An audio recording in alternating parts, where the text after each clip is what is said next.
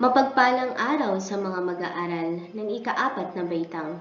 Ako si Madam Marilyn Gutierrez, ang inyong guro sa Music 4, na makakasama ninyo upang matuto ng bagong kaalaman. Ang ating pag-aaralan sa araw na ito ay ang iba't ibang uri ng note at tres na bumubuo ng rhythmic pattern. Pagkatapos ng aralin ito, ikaw ay inaasahang nababasa ang iba't ibang rhythmic patterns at nakikilala ang mga iba't ibang uri ng note at tres na bumubuo ng rhythmic pattern. Magbalik-aral muna tayo mula sa nakalipas na aralin, inyong natutunan sa musika ang iba't ibang nota at pahinga.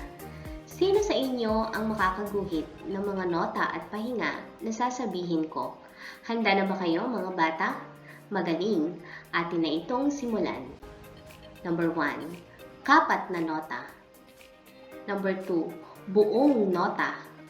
Number 3, kawalong nota. Number 4, kapat na pahinga. Number 5, buong pahinga. Sa araw na ito, ating tatalakayin ang rhythmic patterns, ang mga iba't ibang uri ng note at tres na bumubuo ng rhythmic pattern. Ang sitsiritsit ay Filipino folk song. Sabayan ang pag-awit ng anumang paggalaw na iyong nais gawin. Baka gusto mong pumadyak, pumalakpak, magkampay ng mga kamay o sumayaw. Narito ang halimbawa ng rhythmic pattern. Subukan mong ipalakpak ang mga ito. Metrong dalawahan. Isa, dalawa, isa, dalawa, isa, dalawa.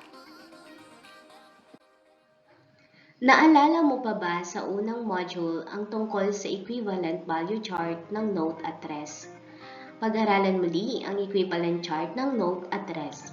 Tandaan na ang chart na ito ay angkop sa time signature na 2/4, 3/4, at 4/4. Ibig sabihin, ang 8 eighth note ay katumbas ng isang whole note.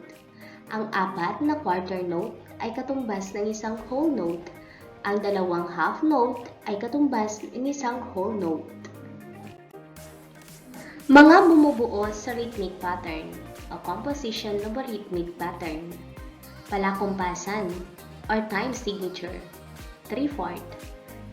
Sukat o measure. Pahinga o rest. Bar line, nota o note. Mga halimbawa ng rhythmic pattern. May time signature na 2/4 at 4/4. Pagbuo ng isang rhythmic pattern. Time signature 2/4. 1-2, 2-2. Pagbuo ng isang rhythmic pattern. Ang time signature ay 2/4. Sa bawat sukat ay may bilang na tigda-2. Sa halimbawang ito, ang time signature ay 4/4.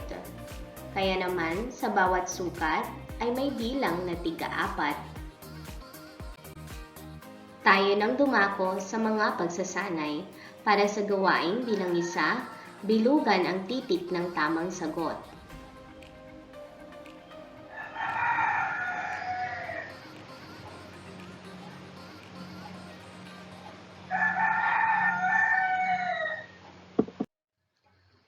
Ito ang mga sagot sa pagsasanay bilang isa. Number 1, A. Number 2, B. Number 3, B. Number 4, C. Number 5, D.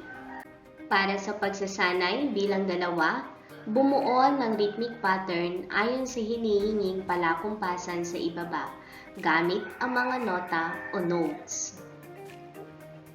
Number 1, 2/4. Number 2, 3/4. Number 3, 4/4.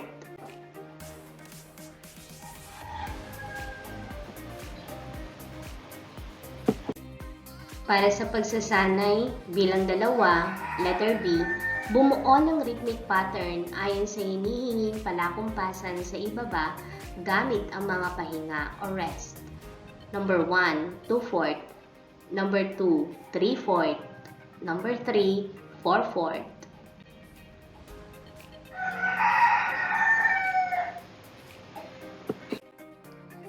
Para sa pagsasanay bilang dalawa, ito ang mga posibleng sagot sa mga katanungan.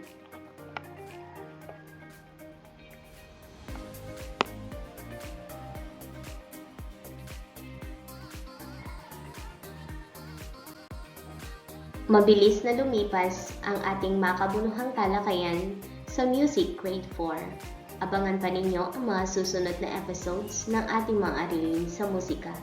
Naway marami kayong natutunan tungkol sa ating aralin.